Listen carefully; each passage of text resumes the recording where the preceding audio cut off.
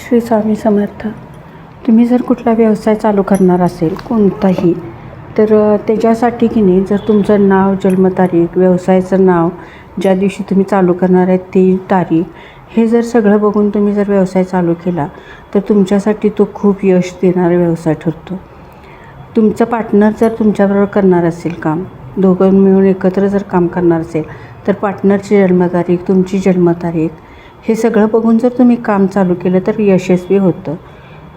त्यानंतर आज कसं आहे, कुणाची जर कामं होत नसतील, असा एक उपाय आहे की कुणाची पण जर कामं होत नसतील, काय अडलेली कामं असतील, तर त्यासाठी काय करायचं, एक लाल कापड घ्यायचं 1.25 मीटर, त्याच्यावर एक नारळ ठेवायचा आणि एक 11 रुपये ठेवायचे. त्याच्यामध्ये मौली धागा असतो, लाल आणि पिवळा एकत्र, त्या धागानं नारळ उभा ठेवून त्या कापडावर नारळ उभा ठेवायचा, त्याच्यात भोवती मग ते कापडाभोवती असं पूर्ण 7 वेळेला धाग्यानं गुंडाळून नारळ बंद करायचा आणि तो मारुतीच्या मंदिरात नेऊन मारुतीच्या पायाजवळ ठेवायचा आणि तिथं बसून 7 वेळेला हनुमान चालीसा वाचायचा आणि जे काय तुम्हाला इच्छा असतील, जी तुमची कामं अडलेली ते तिथं मारुतीच्या इथं बोलायचे. असं एक 5 मंगळवार करायचे. 5ही मंगळवारी कापड घ्यायचं, नारळ घ्यायचा, 11 रुपये ठेवायचे, मौली धाग्यानं बांधायचं आणि तिथं नेऊन ठेवायचे.